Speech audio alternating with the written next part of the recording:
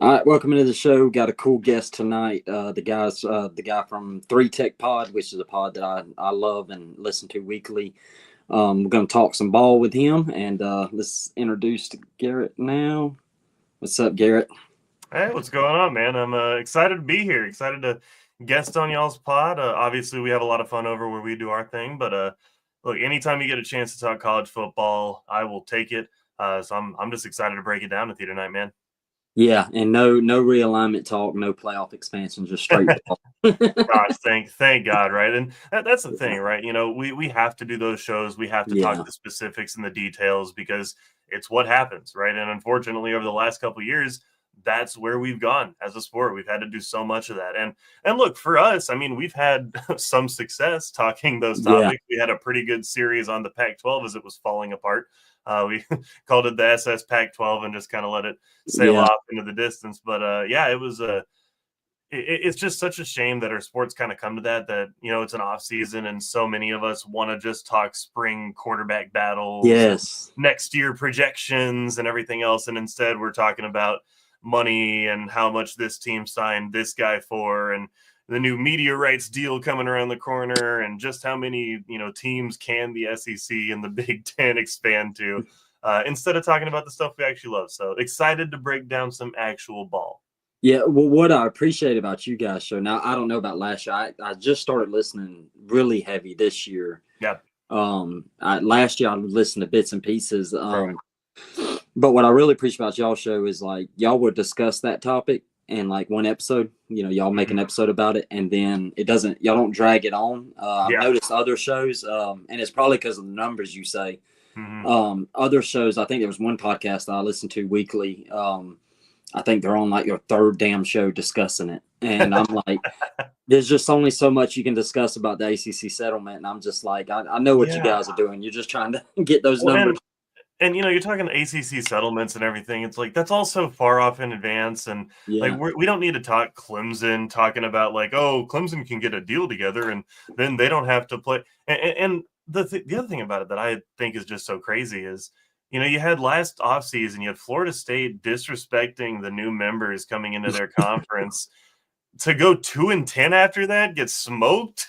And then for one of those guys to also be in your conference's championship game, talking SMU, those guys local here in Dallas, that what a what a way to get smacked back in the face. yeah, I'd maybe keep the talk on the field if I was Florida State right yeah. now, and That's maybe we need to be a little bit more cautious with who we think we are, and our brand power and things like that, because brand yeah. power don't win you football games. No, it doesn't. That's what I like to call karma. But Hmm. so Hmm. usually when I start out with guests, I love to ask like, how did the Three Tech Pod thing come about? Like, how did that originate? Yeah, it's I mean, so first off, we all met in college. We all went to Texas A&M, Oh, so it's been an up and down time for us. Me and Trey, we met our freshman year, and then I met Mitch. He was in an organization I was a part of. We were grouped up and kind of did some ministry work together. So we did that, and uh, just kind of stuck and started going to football games together, started going to basketball games together, started going to baseball games together. And then, we just kind of stayed friends, played golf after college, and kind of hung out. We realized, hey, we talk so much college football all the time, and our group chat's always exploding with the next thing. We keep up with it pretty well. We might as well see if, maybe doing a podcast is for us. And, Mitch had done a couple of podcast ventures before that with a couple other people. And, me and Trey were completely new to it. So we're like, okay, well, let's see what this might actually look like. So we got some mics and started recording, and then we just kind of kept growing from there. Built a computer to edit with, and got on the YouTube side. We've been streaming during the seasons, and doing pretty much weekly uploads for the last 2 or 3 years, I guess now. So it's been an exciting adventure, and definitely a passion project that mhm. has kind of grown a little bit. Got a little bit of a community, and just kind of appreciate getting to talk college football with like-minded people. Yeah, that's awesome. And the cool thing is, the way I actually learned about y'all was word of mouth. We had Oh, you may know him, Football in the Boot. And I think that's I think so. Yeah. yeah. So he's Yeah. in our group chat, and he actually told me about it, and that's when I kind of got it. So Well, heck yeah. yeah. So We'll what take was it. the yeah, exactly. And the other thing I asked before we got to the football talk is like, y'all been doing this a couple of years, right? Yeah, it's been the YouTube side has been up since like, gosh, I want to say late 23. Yeah. But we've been doing it, I guess, since we started the spring before that, just on the audio side. Then started doing YouTube kind of middle of the season. I said after I kind of built that computer to do the editing with, Yeah. get the video software to go through. So yeah, it's been good. We've been up for 2-3 years now. So what would your advice be to people? I'll just like me and Season who runs the show. What would your advice be for people that's just starting out? Man, I think the big thing would just be not worrying about the numbers at first, right? A lot of people get real worried about the numbers, and I think if you're doing it for the numbers, people can tell. There's Yes. plenty of people who I think you can tell they're doing this for views. They're clickbaiting their titles. They're trying to throw the most outlandish possible topics out there just to see if it'll stick. And on the show, I have the nickname Keeper of the Hot Takes, and it's because we don't just want to be hot takes artists. We actually want to kind of just like say, hey, you can have a hot take. That's perfectly fine. And I'm sure there'll be stuff I say tonight that people might watch this and go, hey, hold on a second here. What did that guy just say? But it's not about hot takes, right? It's not about just throwing out the hottest, spiciest thing you could possibly say, because you can technically make an argument for it. It's about saying, hey, I actually did a little bit of research. What I'm about to say might sound crazy, but let me tell you why I'm right. Let me actually keep some of these hot takes and make one of these stick. And I think we've been right a lot more than we haven't been. And so my advice to most people that would do this is don't just do it for the numbers, do it because you love it, right? Do it because you love college football. Find a way to make the content that you would want to watch. Say, hey, what would I actually like? That's a big reason we started doing the live streams, is because right after those night games are over on a Saturday night, all you want to do is start looking at the shows and watching the previews. Yeah. Those wouldn't come out till Sunday or Monday. So we're like, hey, what if we just got on, 10 or 11 o'clock afterwards and said, hey, these games are just wrapping up. We got, the Pac-12 After Dark, rest in peace, Pac-12 After Dark. Yeah. But, we got Pac-12 After Dark on one screen, and we're live reacting to, something happening in the mountains or on the coast or something. And let's just talk about what just happened in those games, right? Let's live react to the game of the night 15 minutes after the whole thing closes, and while we can still watch the field rush live on our screens. And so just look for ways to make the stuff that you'd want to watch, and people come and flock to it if you're any good at it. And eventually the algorithm will reward good content, right? It's all about making something good, not trying to angle with the algorithm. Just make something good and people will watch it.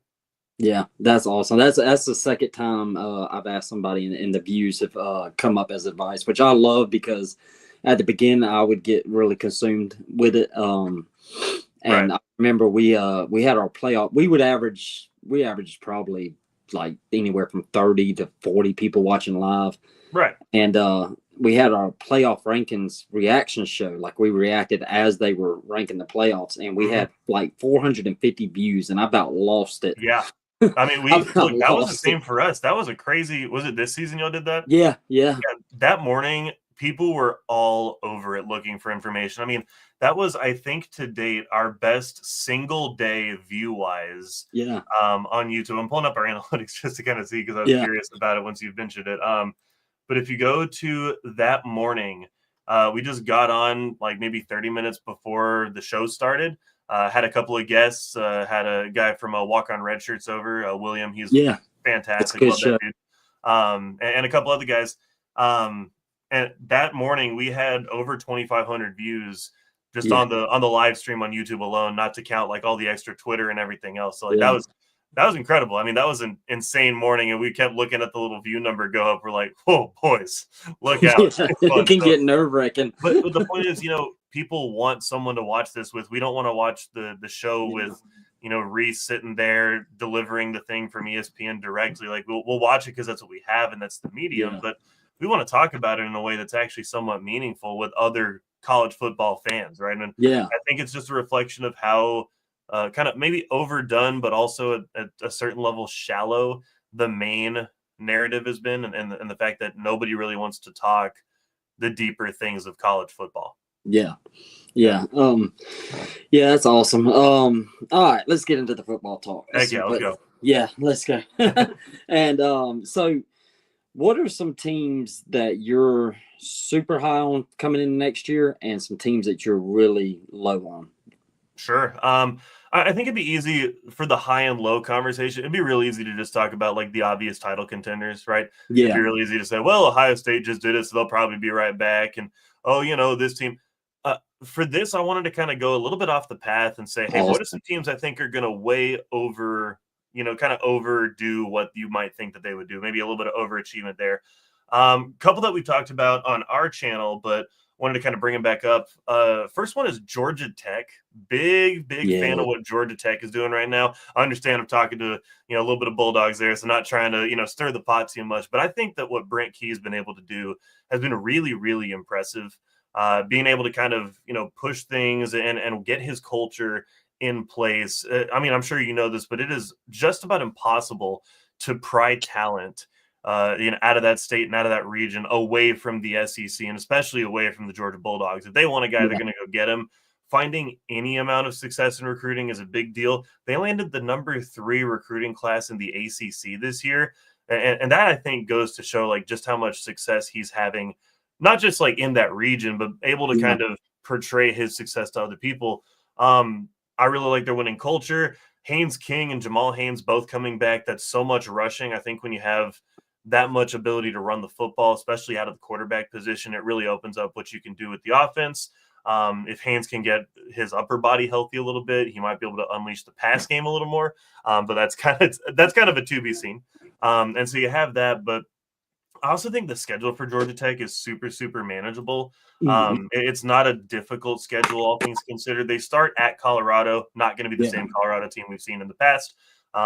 They do play Clemson early on in the season, but after that, it looks like at Wake Forest, Virginia Tech, at Duke, Syracuse, at NC State, at Boston College, Pitt, and then Georgia at the end of the season, who again, like that was a closer than it should have been game. And yeah, that one's getting played at Mercedes-Benz this year. So that's an exciting one to kind of look at and say, hey, it's in Atlanta. It's not directly in Georgia's backyard. You just took them to 8 overtimes. It felt like 73, yeah. but it Should was have an 8 lost. overtime game. Georgia should have lost.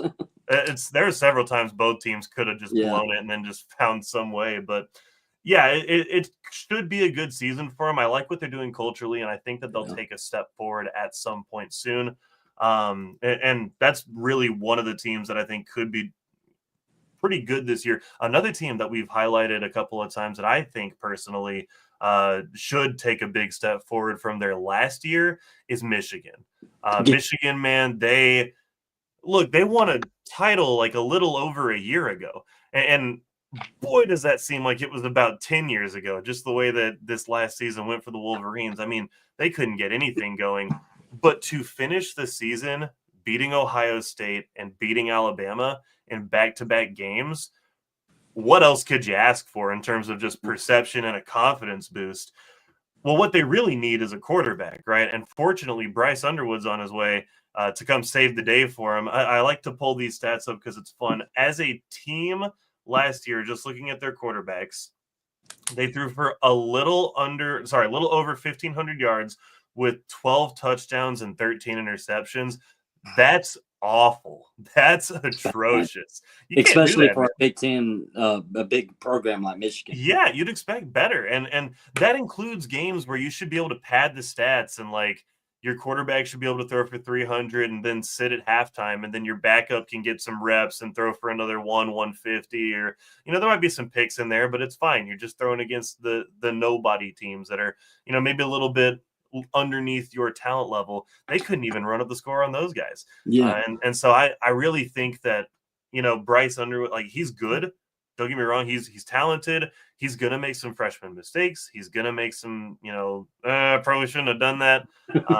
But how much worse can it get for Michigan at the quarterback spot, right? If you see any yes, improvement, it's gonna be a better season. And so, that also leads to things like the run game opening up a little bit. They found some success with that this year, but man, when you can stack the box, it's not really a threat. Doesn't matter how good the backs or the guys up front are, right? You yeah, can't find success if you're gonna stack the box. And so I think Sherrone Moore is doing a really good job.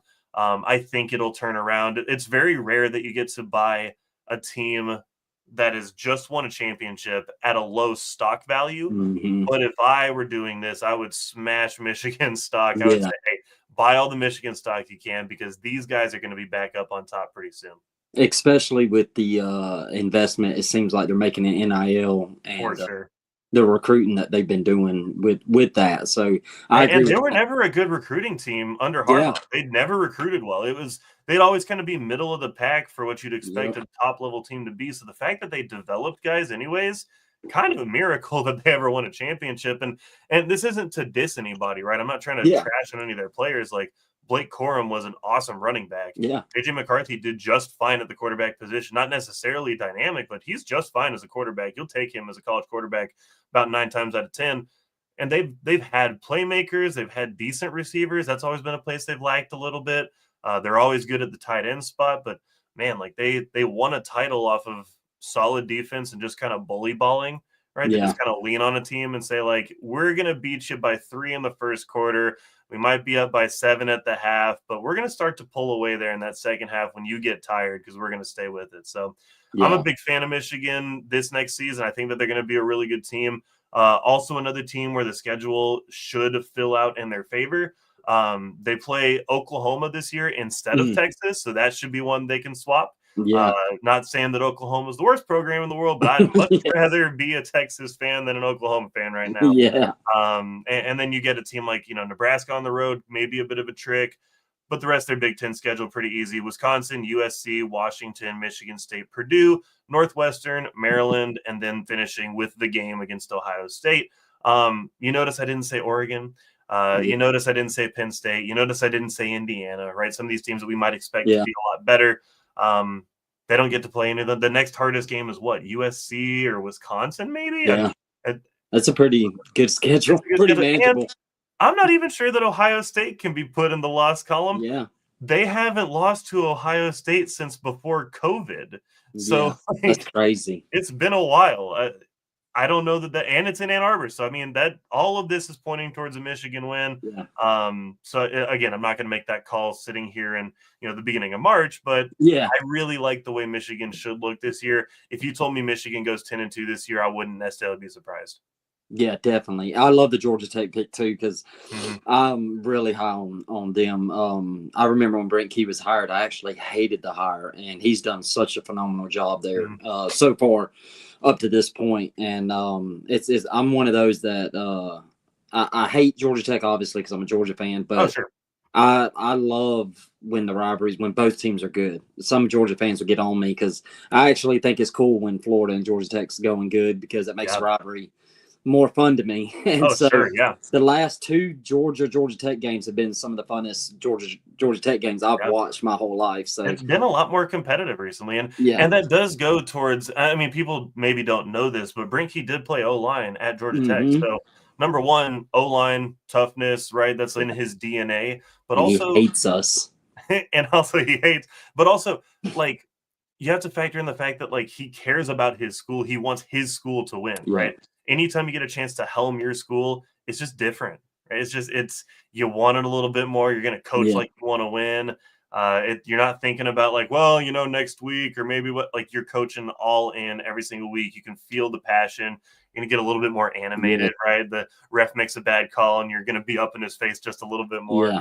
It's just and fun. that's what I love about Brent Key is I hate the coach speak with all these coaches, the robotic Nick Saban type, which is funny because my coach is that. But Brent Key, what I love about him is, like, he's come out and said, like, I hate Georgia, and I love that. Yeah, it's good for the sport, and it's like, because we're Aggies, we just got the first Lone Star in a while, right? It's been a while since that happened. There was no love lost, believe me. Like, it's been a while, but it wasn't like, oh, never mind. These guys, like, it's almost like the season starts, you start to hear the talking again. You're like, oh yeah, these guys. I forgot how this felt. Oh yeah, this is familiar, right? I remember, back when I was a kid, and I saw that 47-yarder from Justin Tucker that gets replayed every time they mention the game ever. And they got to go watch that one sail through the uprights and send us off to the SEC. Man, that just grinds my gears, Yes. And it's one of those, right, where it's like, this is what makes the sport great. In an era where it's all about the money and all about the moving it around, we still have rivalries, right? We still have these games that mean something and matter. And so, I'd much rather have that for Georgia Tech, where they get a guy who loves the school and wants to go beat everybody a little extra special. Yeah. So what is I can't remember which show it was. I don't even know who said it. I can't remember. Um is I think it was I can't remember. But one of the teams I believe one of y'all were down on was my beloved Bulldogs. Is was that you or was that I honestly can't remember. I know. So my question about Georgia, and you might be the guy to ask yeah. for this, but my question is: so you lose Carson Beck, Yeah. obviously, and Yeah. I don't necessarily think he's an upgrade at Hmm. Miami either. I think that obviously Cam Ward is one of the best quarterbacks last year. I actually have Miami in one of my teams that I'm low on list over here, so we can talk about them in a minute, maybe. But Yeah. I think Carson Beck's a fine quarterback. I never disliked the Yeah. guy, but it just seemed like he was kind of missing that killer instinct and that like, Yeah. no, no, no. When it's time, I'm on. I got it right. Like it kind of seemed like he was missing that. I feel like there were moments you saw him get in a flow Hmm. state, right, where he's like, oh, he's on, he's clicking, it's natural. Yeah. You could see the talent, right? But then obviously that wasn't there. We have such a limited view of. I'm Yeah. guessing the backup is the new quarterback, right? I'm guessing Yeah, he's it's trending. looking like it's going to be Gunner. Yeah. Yeah, and he was. I mean, he impressed me. Don't get me wrong. Yeah, Like he was watching all right. that Yeah. SEC championship, there's a spark that Yeah. there wasn't in the first half with Beck. But I mean, I guess I'm just kind of wondering, and this is kind of my big question is for Georgia. I'm wondering if this isn't a hey, we captured some lightning in a bottle for a couple of years and Yeah. had one of the most dominant defenses college football's ever seen. I mean, three of the starters on the Eagles defense. I mean, come on, like that was a Yeah. that was a heck of a defense. And I think it was the first championship going into the game, they were averaging like 7 points a game given up. Yeah. That I mean, an elite defense. I'm wondering if it wasn't a byproduct of hey, we just had such an elite Yeah. defense, and and and maybe we weren't giving quite enough Yeah. credit to that little 2-star walk on Yeah. or whatever. Maybe we weren't giving him enough credit, but there were just so many incredibly talented players. Lad McConkey, I Yes. think, didn't get enough Yeah. credit. Obviously, everyone knew Brock Bowers, like he Yeah. was a stud, but I mean, there's just so many of those guys where I feel like there were so many talented players that I'm not sure where that's coming next. And Yeah. especially in an era where it's so hard to build talent and continuity on your roster Yes. because everybody's going to be taken. And, this guy maybe would start as a senior, but can't quite start. So he's going to go Hmm. to smaller SEC school, maybe a Sun Belt team or something like that. I just kind of wonder if the continuity is there for Georgia still, or if they have the quarterback talent right now. Yeah. I don't know enough about it, obviously. I'm not sure. I'm not on the ground next to it, Yeah. but I wonder about the quarterback a little bit. No, I think when I'm probably the wrong one to ask because I actually agree with a lot of what you said, and I remember listening to it. At first, I was like, "Mothers," want to hit a one we star get that review, reaction from yeah. people. And then I got to listening to it, and then I realized I was like, "No, I mean, I've been feeling that way. It's probably not going to be popular among Georgia fans. I actually do think this will be." As of today in March, once we get close to the season, I tend to turn into a little homer. But Oh, we all do. yeah. So as of today, like I do feel like this could be like that 9-3 miss the playoffs type year. Because I do worry about quarterback play. I worry about receiver play. Well, I love the additions that they made in the portal at receiver, Mhm. but the offensive line was really bad. That doesn't get talked about enough last Yeah. year. How bad it was in the run game. And man, like couldn't run the ball, which was Yeah. so uncharacteristic for Georgia.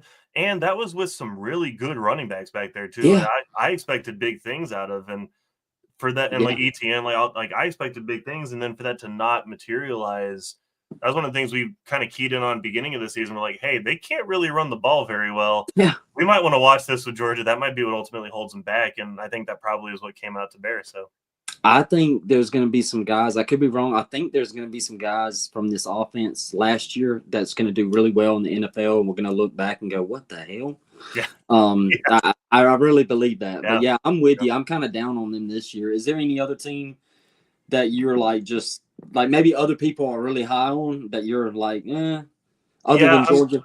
So I mentioned it a little bit down on Miami. I don't Yes. think that's necessarily a hot take, but I Yeah. just don't believe in Mario Cristobal. I just don't think that he's got it. Talent has not been the issue at Miami for a while. Miami's had plenty Yeah. of talent. They've had great players. I just don't believe, kind of like what I said, I don't think they have that killer instinct, right? They've had a couple of games Mhm. where they couldn't finish, right? I look at that Georgia Tech game, that they played. Not to continue to talk about Georgia Tech as a great team, but they lose to Georgia Tech this year. And when you look at kind of the stat breakdown, Georgia Tech ran for 271, Miami ran for 88. They got bullied. They got straight up bullied. The stats overall outside of that were fairly similar. I mean, the overall yards was great. They outthrew them by a mile. I mean, Georgia Tech didn't even throw for 100 yards in that game, but you have one extra turnover. The penalties were about the same. It just came out to be that Georgia Tech was the more physical team at the end of the game. They could bully. When Miami needed that one extra yard, they couldn't get it. When they just needed to convert, they had to go to the air, and it didn't work. And you got to give credit to Georgia Tech, but that is more systematic, I think, for Miami, where you could go back through Cristobal's tenure and even some to previous stops for him, where they just didn't have it when it came to finishing off a team. And if they got in a dogfight, you kind of had a feeling they weren't going to come out on top. And for me, when you have a quarterback like Cam Ward, who is that sensational, I mean, had a phenomenal year.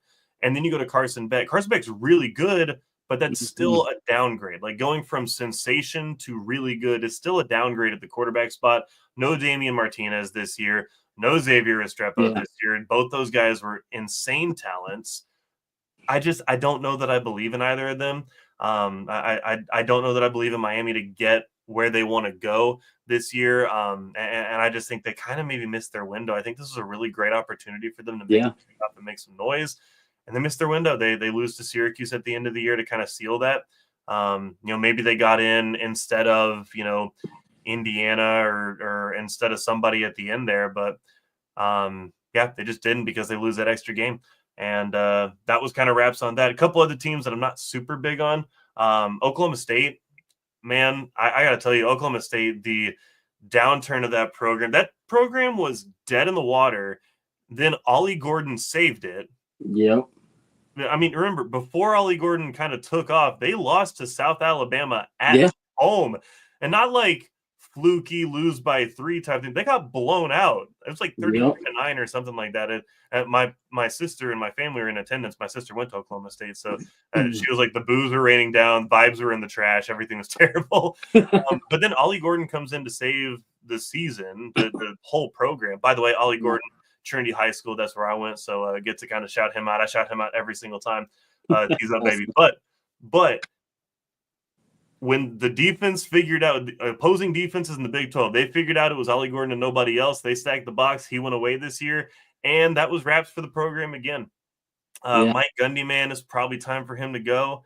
I don't know, like, who he has on his phone doing bad things that he up so much.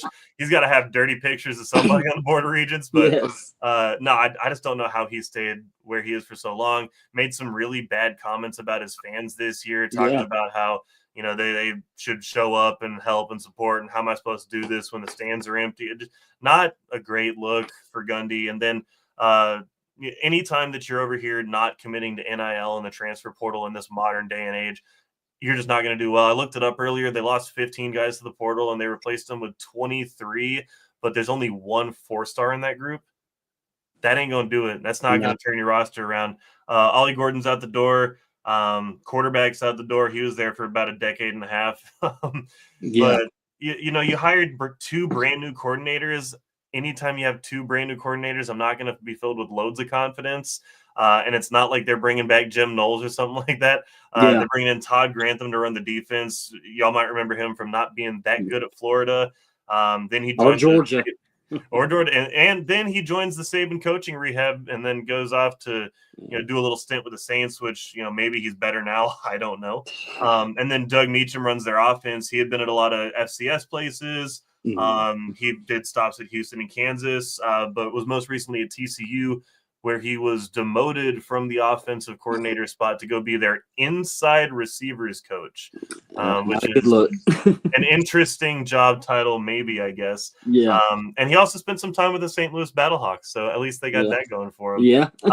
Excuse me if I don't think that that's going to fill me with a lot of confidence, especially in a Big 12 where a lot of talent has left, but there's a lot of teams ready to go take that mantle and kind of be next guy up.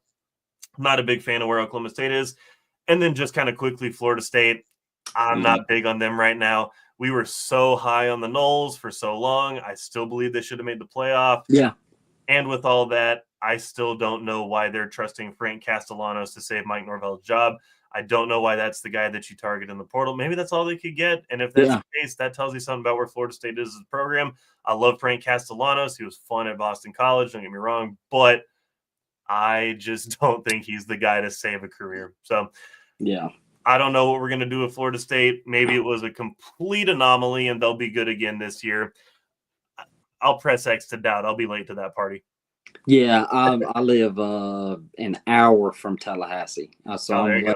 Yeah, so I'm full of FSU fans in my region, and they're pretty unbearable. But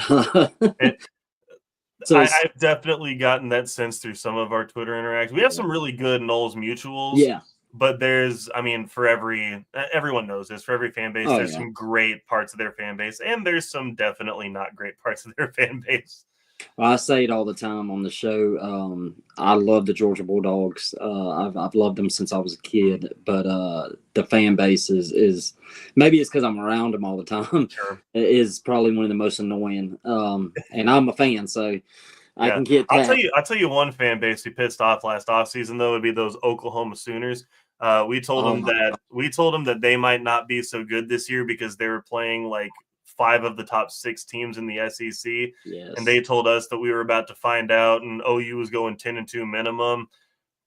I kindly went back to the comments on that video about midway through the season and said, we're still waiting for an update. So yeah, look, Oklahoma fans, love y'all. Yeah. I have some Oklahoma fans in my family. Like, I definitely have a little bit of a soft spot for the Sooners in there, but we were going to be right about that one too. So. Yeah, Oklahoma was one of the schools when Texas and Oklahoma joined. I really, then this going back to like when we were talking about hot takes and stuff, this may be considered a hot take back then, but I was one of those that I really think that Oklahoma they were going to take a down. They were going to have a lot of down years. I don't think the Oklahoma of old will be that in the SEC. I thought Texas was because they had been building towards that before they got into the SEC. Sure. And by the time they got to the SEC, Texas was SEC ready. And, right. Well, and they didn't get any favors from the SEC office. I mean, they gave Texas one of the easiest SEC schedules you could possibly imagine. Meanwhile, Oklahoma, like I said, like they were like playing Alabama, playing LSU, playing Ole Miss. Like they had a bunch of tough games on their schedule this last season where, I think Texas definitely – I mean, they played Georgia, obviously. That was a tough game, but you get that one at home. And then I think the next one on their schedule that was like real tough was like maybe A&M or like, who else did they play? They played Florida, but they were kind of down this year. Vandy had a better year than expected. That was a kind of a close game, but I mean, really not a tough schedule for Texas in their first year. And obviously with the way the schedules go, that flips this year. They still have basically the same schedule, just flip home and roads.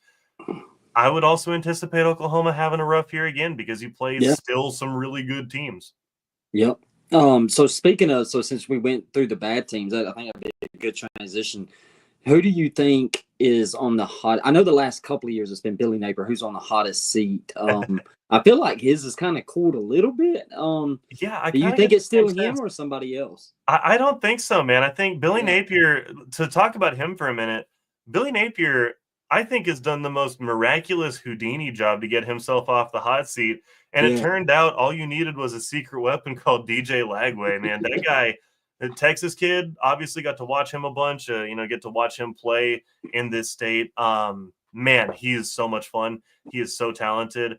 And it seems like he saved Billy Napier's job. And that was actually something that in last offseason I brought up as a possibility. I said, hey, guys, in that first game of the season, if you're down – I think they played Miami first, right? That was their opener last year. Yeah, Miami. I said, if you're down 10, 15, 20 points at halftime, you want to throw DJ in there, just see what he can do. And at the time, everyone was like, no, come on. You got to stick with the other guy. I can't even remember who it was. So-and-so from Wisconsin because whatever. But I said, you might want to think about going to DJ. And obviously, like, injury was the reason that happened. But to stick with him and say, like, hey, we're going to stick with DJ. We're going to let that be our guy. And to be able to finish your year with, like, they finished towards the end of the year with a big win over Ole Miss. Like, that's it's a big deal. And I think that built a lot of momentum. I think a lot of people are excited about that. And I think a lot of people can be excited about that. I said earlier, if he made a bowl game, that we should consider that a giant success of a season. So Florida should think that they're pretty lucky getting out of that schedule the way that they did. Obviously, still going to be a little bit tough this year. But I think that you can let DJ kind of just grow. Lagway's a great quarterback, and I think he's going to do a lot of good things for him. In terms of hot seat, I think there's kind of two, I think, obvious answers for this one. First one's going to be Sam Pittman. Sam Pittman, I think, is fighting a losing battle, unfortunately. Man, Arkansas, man, what a fall off for them. Like Arkansas, I still remember they used to be so good. I know. They would always be like a top 5 type of team, and you'd see them in the Cotton Bowl every other year, it felt like. And just really haven't been that in a while. The Brett Bielema thing didn't really work out for them. And then, at the end of the day, I just don't think that Sam Pittman was that guy. I don't think he was ready to be a head coach necessarily when he got hired. And I don't think that, obviously that hasn't panned out to be true. They have a tough schedule as well this year. Let me pull their schedule real quick. Their schedule, they start with Alabama A&M and then Arkansas State. Go get your wins early because you take a trip to Ole Miss. You take a trip to go play Memphis, which isn't a rollover team. And then you get to come home to host Notre Dame. A couple of schmucks up there. And then the rest of your SEC schedule goes Tennessee, Texas A&M, Auburn, Mississippi State, at LSU, at Texas, and then finishing off with Missouri. I don't think Sam Pittman's the coach in November. I just don't think there's going to be enough wins on that. I think you're probably looking at 2-6 at some point this season. Yeah, I think whoever decided to put Notre Dame on the schedule should be fired also. It's not helping them. It's definitely not. And then I think the other guy you got to think about right now, and this is unfortunate, but I do think it's true. I think it's Brent Venables. I think he's in a tough spot at Oklahoma. And again, I think it is partially schedule dependent. I think if Oklahoma got to play Texas's schedule last year instead of the way that it worked out, I think they probably go on and win like 8 or 9 games. They're still a good football team. It's not like Jackson Arnold's a terrible quarterback. It's just that they were playing a really tough SEC schedule that they weren't ready for, and they weren't used to the grind of the SEC. And that showed pretty quick. So I think Brent Venables is a better coach than Sam Pittman is. I think he's going to do better at whatever his next stop is. And I think that we will see Brent Venables again. It's a tough spot right now for him to be at Oklahoma, where Oklahoma is as a program. Other guys you might want to look at in terms of hot seat, I think Mike Locksley at Maryland is probably in a bad spot as well. They just haven't been able to break through. They've had easier times of it. They've had harder times of it. Obviously, in the old Big Ten, having to go through Michigan, Ohio State, and Penn State to even win your side of the Big Ten, not something that anybody wanted. Played some really close games with like Ohio State and Michigan, like got real close a couple of times, but just couldn't break through. And I think it's probably going to be about time for him soon. So first guy to get fired is probably Sam Pittman, just because there's so many losses early in the year. But I think those are a couple of guys that we could be talking about possibly not quite making it to the end of the year. I would agree with all those. I think as one that could get interesting, maybe Hugh Freeze at Auburn. Yeah, it could be. I think Auburn's going to be better this year. I do think Auburn's going to take a step forward. I do too. I living in Georgia and being kind of close to, not too far away from Auburn. That place can be unpredictable. And the expectations are so high, and they really should be. And we've said this, and I fully believe this. I think Auburn's probably the hardest job in college football. Absolutely, because your two main rivals are Alabama and Georgia. Yes. How much harder does it get as a program than that? Yes. And so I don't envy the guy who takes the job at Auburn, but I do want to say in their defense, they got stuck with the bad quarterback. The quarterback was not an ideal position for them the last several years. I think their new guy, who was it that transferred to Auburn? Was it quarterback? Yeah, their quarterback transfer. Are you talking about who transferred in? Yeah, who was the guy? Jackson Arnold. Yeah. I think he's going to be a lot Jackson better. Yeah, I think he's going to be a lot better. I think he got a lot more flack than he should have. Oh, yeah. No, he didn't deserve all of that. So I think he'll be a lot better. And their receivers are no joke. Like, they've got a good receiver core. Yes. Um, Yeah. they'll be able to throw the football, and I think with that will come more success. Yeah. Look, it's still going to be tough. It's still the SEC, but I do think they'll be better this year. I don't think he loses his job this year, but man, like it could go down the drain quick. Like Yeah. it's one of those jobs where if you lose the wrong games, then things could go really bad. Looking at Auburn's schedule, they got Baylor this year. They should beat Baylor. Yeah. They are at Baylor. I might have to go to that game actually. Yeah. They're That's just an down. underrated game, though. That's an interesting one. Yeah. They play Ball State, South Alabama. They go to Oklahoma and to Texas A&M before their bye Ooh. week. They play Georgia, Missouri, at Arkansas, Kentucky, Vanderbilt, Mercer, and then Bama. There's wins on the schedule for that team. They Yeah. should beat Oklahoma, I think. And then after that Georgia game, that little Missouri, Arkansas, Kentucky, Vanderbilt, that's a nice little ramp up. You could win some games there. So yes. You lose a couple of those, you might be losing your job. But if you win those, you can maybe go 8 wins, something like that, go make a bowl game. So yeah. So I'm going to end it on this because I kept you way longer than I wanted to. Oh, it's all good, man. I love it. Time flies, right? Yeah. So I wanted to I know it's March and a lot of people don't like to do this. I have a feeling you'll be okay with it. But I know it's March. You're not going to be held to it. This can change and will probably change. As of today, March 5th, who is your national champion for 2025? Man, I went back and forth on this all day. And really the thing about it is it's so hard to predict these things. It is. Because especially in the modern college football, yes. I think the biggest thing that you have to look at is continuity, right? It's who's been in college football the longest, what teams have played together the longest, who's bringing back the most production, who can you rely on like that, right? We've seen teams try to do the I'll build through the transfer portal and do the entire thing. Doesn't really work, right? Like a team like Ole Miss, where Ole Miss has been a good program. They've relied on the transfer portal and they can get close, but they're not quite there. Ohio State had a lot of success through the portal, but they also recruited super well.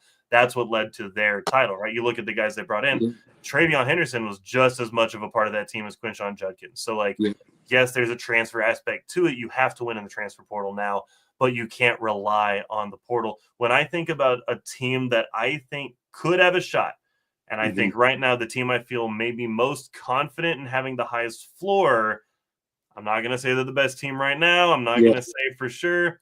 Might be a little bit of a hot take. I trust the Clemson Tigers. Oh, yes. I absolutely trust the Clemson Tigers. Here's why. They're the #1 team in returning production. Yes.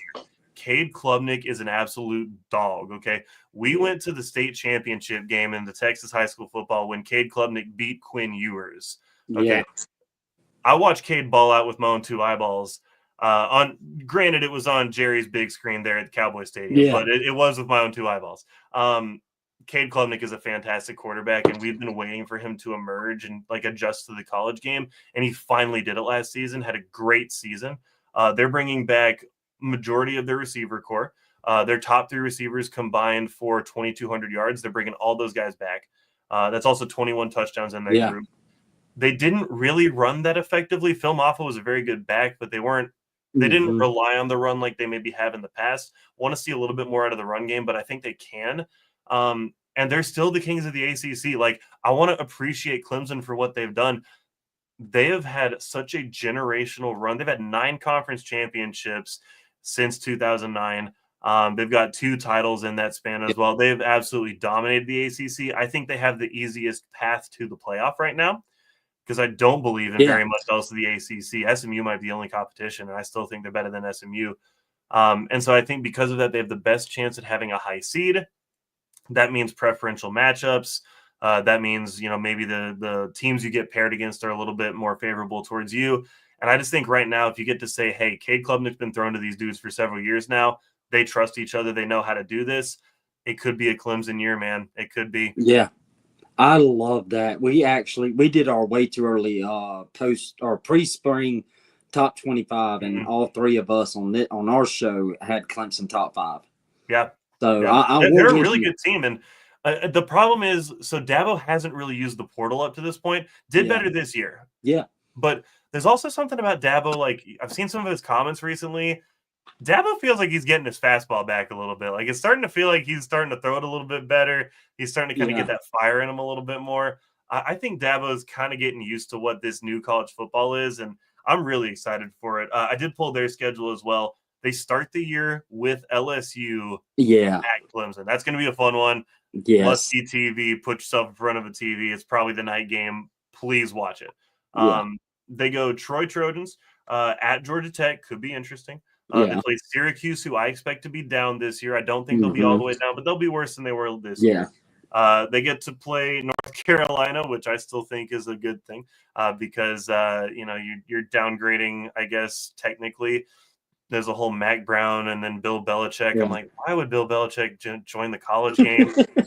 I just think about like on those recruiting visits having nothing but like Patriots Super Bowl gear, and it's like, well, I can't tell you anything about North Carolina, but I won. And so I just don't know what his motivation is. They get Boston College, SMU, Duke, Florida State, Louisville, Furman, and then they got that game at South Carolina in the season. I don't really see a bunch of losses. I think pessimistically they're 10-2 this year. And so I think they're probably looking at a great season. They'll definitely have some signature wins on there if they can get through undefeated. And man, like once you get there, I just the other big thing about it is so many teams are taking a step back from the top. Right? Like we were saying, like Georgia, they're losing their quarterback. Texas losing their quarterback. Yes, Arch Manning is good, but you can't replace experience. Quinn was there for like 3 or 4 years before he got to that point. You talk about Ohio State. Yeah, Ohio State losing their quarterback. Notre Dame losing their quarterback. Penn State still can't throw the football. So it doesn't matter if they bring the quarterback back or not. They can't throw the football. So Oregon also. Oregon. Oregon losing their quarterback as well. So you look at a lot of the teams that were there this year, Indiana as well. A lot of teams that were there losing their quarterback. For Clemson to say, hey, we bring back our quarterback, we bring back so much of that production, I think automatically vaults them up towards the top. Yeah, that's awesome. So I agree with you on everything you said on Clemson. Actually, I lied. I want to end it on one more thing. All right. I think I would be – you mentioned y'all Aggie fans, so I think the end of the show would be perfect to end it like on an Aggie note. How are y'all feeling about – well, let me say this. I love Mike Elko. He was one of my favorite coaches. I know last year, I know the 8-4 jokes, y'all probably get tired of it and all that. It is what it is, right? Yeah. How do you feel? Do you feel in year 2 he can break through? And I'm not saying like necessarily make the playoffs, but get that 9-10 win season that I know Aggie fans are like just craving for? Yeah, I really do think so. I think there's a couple things here. Actually, I could talk A&M football for a while. Mike Elko, when he was with A&M at the first stint as the defense coordinator, one of the best defensive coordinators I've ever watched coach the game. Incredible how there'd be a drive or two where the other team would have some success, and then it would just clamp down. Like midway through the first or like towards the end of the first, they just clamp down, and you really wouldn't see a whole bunch of success for the rest of the game. They might break a play, maybe a huge play touchdown, but not a whole lot. And the big thing about this is I think in his first year with A&M, the big problem was he tried to play CEO coach and he let Jay Bateman run the defense. He's running the defense next year. He's confirmed it. He has taken the reins. He will be running the defense next year. That is going to be a massive boost in the right direction. The other thing I think that was unfortunate for A&M this year was you realized a couple games into the season that you had prepped all off season for the wrong quarterback. We prepped all off season as if Connor Wigman was quarterback 1, and he had given us no reason to believe otherwise. I mean, he had been fantastic up to that point. His touch, the way that he threw the ball had been great. But it seems like after that injury, and you saw it a little bit against Notre Dame, there's a little bit of hesitancy, maybe thinking a little bit about, the contact that was coming towards him. And then you see Marcel Reed pop on the screen, and he starts to do his thing, and he blows up against Florida and really shows out against LSU when he came in and stormed back on that team. I think there was a point there where all of us Aggie fans realized, like, oh, we prepped the wrong playbook and the wrong play style.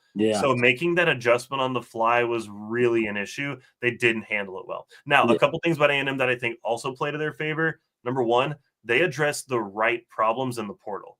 They definitely lost some talent. That's going to happen at pretty much any big time, kind of talented program. A&M always one of those top talent teams.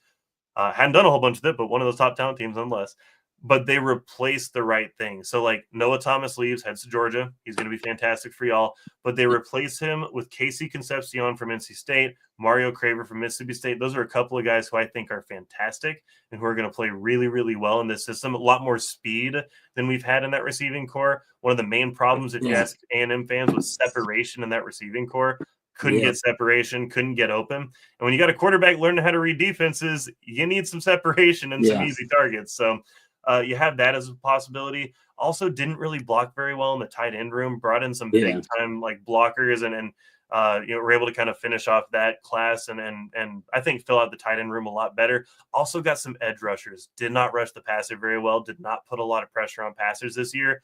Got some edge rushers, looking at a guy like TJ Searcy from Florida, Sam Mpemba from Georgia. There are a couple guys that came over that I think are going to be really good. They got the kid from Iowa State as well. I think they fixed the right problems this year. Mm-hmm. The big issue for A&M this year is that the schedule isn't really going to work in their favor. They start with UTSA. They play Utah State. They have to go to Notre Dame this year, week 3, which is going to be tough in South Bend. You play Auburn, you play Mississippi State, you play Florida, you play Arkansas all in a row. I think those are all super winnable games. I think if you show up, you can win all those. You got to go to LSU this year, which is pretty tough. You got to go to Missouri. I expect Missouri to take a step back, still a road game. You get South Carolina at home. You play Samford, and then you go to Texas. There's a couple of games on there that I'd say, man, even if we show up, that's still a tough one. Road trips to DKR, Death Valley, and South Bend. Probably going to be what dooms the Aggies this year. But I will say, if Marcel Reed can take that step forward, Marcel Reed can have a full off season to prepare, progress as a passer. He was starting to do it a little bit. I saw it, kind of into the season, started really going through his progressions, being patient, finding open receivers. If he can continue to progress and kind of find that balance of when should I run, when should I pass, he is talented enough to put the team on his shoulders and be, as one guy put it, Lamar Jackson Jr. So I think he's got a little bit of that in him.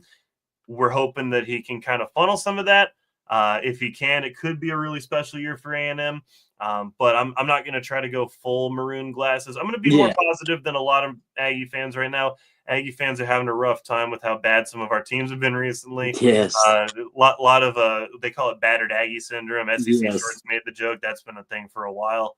But I'm not going to be as negative as my fellow Aggies on this one. I'm going to keep a little bit of maroon tinted glasses and say, you know what? It's not all that bad. Yes, it's going to be a tough schedule. Don't think we make the playoff this year, but I think 9 wins should be a decent expectation, with a possibility at 10 if you can maybe sneak into one of those places and steal a win. Yeah, I tell you, I don't know if y'all ever venture on the world of message boards. One of my favorite.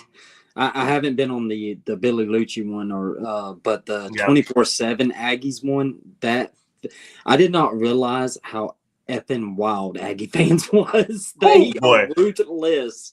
Dude, let me tell you, it's crazy because I don't think, and I'm saying this, and if there's Aggie fans that clip this, I'm sure they're going to crucify me for it. I don't really care. Aggie fans, I think overall, are some of the most loyal, diehard fans you're going to find out there. But man, the inability to just take it for a second really grinds my gears. Any sort of bad luck, bad fortune, and our fan base falls apart. It within the span of a game. I mean, the best one, you go to Texags, you can go look at the game boards for the LSU game.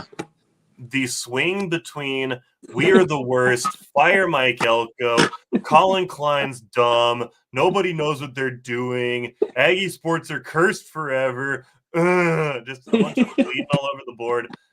So then towards the end of the game, Marcel Reed brings us back to we're amazing. It's 7-1. We're gonna make the playoffs. There's no way. We just can't take it. And for a bunch of us, we can't. I know there's a bunch of Aggie fans that we're gonna stand out there. We're gonna take it. Oh, Texas 8-4. Oh, you're a cult. We're gonna take that. It's not gonna bother us. But there's just a very loud group on Twitter that's gonna bleed all over the place and just be real sad about it. So I hate to say this because it's going to sound like I'm I'm a hater. I'm not. My Oh, no, cousin you're good. is a diehard Aggie fan, and Right. so is my. I think I have an uncle that's a diehard Aggie fan too, and then the other ones are all Longhorns. But one of my favorite message boards to visit when a team loses is Texas A&M. Oh, So for sure. I find myself sometimes, depending on who they're playing, rooting for the other team because I'm Mhm. gonna have like an amazing night going through the Aggie message boards because Oh, they yeah. are so fun. And it's not because I like enjoy their misery; it's because like they're funny as shit. Oh, yeah, no, you're totally right about that. It's some funny Yeah. stuff. You wanna go find a good one? Go back on TexAgs to the night that we almost hired Mark Stoops. Oh God, I bet. The thread on that, I've never seen just an incredible comedic display. And we were live streaming during it. So we're live Yeah. streaming, talking about games. Meanwhile, on this screen over here, I've just got TexAgs, and they're like, well, that's it. Never buying season tickets again. Like, do you think I'd look good in burnt orange? And I'm like, wow, we are heading for the hills. It is all over. I've come close. I can't justify it with my wife because she doesn't understand. She doesn't watch football, but I have come this close multiple times to getting a subscription to TexAgs. Look, I'll tell you this much. The information is good. You can get Yeah. good information there. The comedy value. If you're reading it for like, oh, I want good college football discussion, you're Yeah. wasting your money. Yeah. If you want just comedy value of like how many times can we ask a question about the same recruit over and over again in a different thread, or like how many times are we going to complain about the bevel and the T before we like talk about like no more bevel, it should be non-beveled, or like Yeah. we're complaining about power as the intro for the run on, which by the way is fantastic. I'm not going to Yes, it about is. It's a great It run is. on. But Absolutely. the complaining about any and everything, you can almost guarantee, like, okay, so we're in March, we're going to be talking about how basketball's falling apart, but how we're excited about baseball. Then somewhere in the middle of summer, I can't believe baseball didn't work out. Sometime towards the end of July, it's all bevel and power talk, and there'll be a thread of like which metal song we should change the run on to. So it's a fun experience being an Aggie, right? Yeah. Like I started going to games at Kyle Field when I was 5, right? So I can go Yeah. back to, this was, I guess, 2000 was the first season I would have gone to a game. It's a lot of fun, right? I love being an Aggie. I love the campus. I love the culture.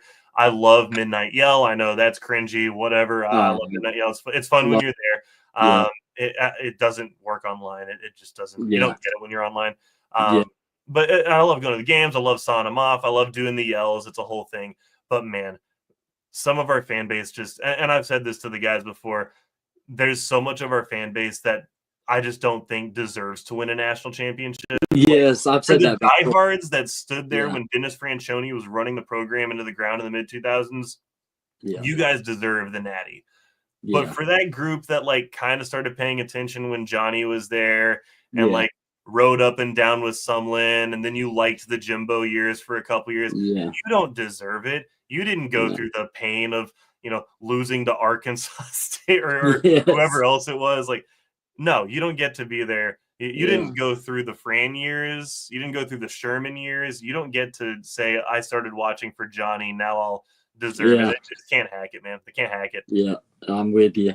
Man, this was a great show. I kept you way longer than you should have. I appreciate it. Oh, it's great, man. We do long shows like this too. It's fun. Yeah. Can you tell everybody, we got to, actually, this is probably our second highest show we've done. So, can you tell everybody where they can find you? Yeah, man. So go ahead, head over to X. Go ahead, head over to YouTube. It's at 3Tech Pod. Anywhere that you can find on a podcasting app, Spotify, Apple, anything like that. It's 3Tech Pod. But definitely go check out the YouTube. We got content going up every single day. We got reels going up every single day.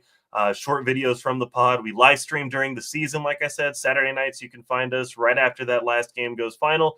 But yeah, at 3Tech Pod on YouTube, at 3Tech Pod on X. That's where you'll mostly find us. Mitch does a great job with the Twitter account too. He's got that whole thing rocking. So just come find us, come hang out. If you want to go hang out, this is our little tagline. If you want to hang out at the intersection of the X's and O's and the Jimmys and the Joes, then you've found the right place. Come hang out with us at 3Tech Pod. Yeah, I got it. I got a road trip tomorrow, so there we go.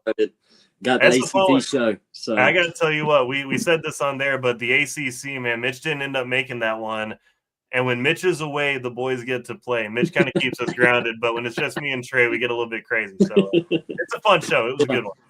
Man, well, I appreciate you, Garrett, and looking forward to listening tomorrow. And we'll see you next time, man. Heck yeah, bud. Thank you. Yes, sir. All right, appreciate everybody watching tonight. If y'all could go hit the like and sub button at YouTube, you can find it at CFBSZN. Appreciate everybody watching, and we'll see y'all next time.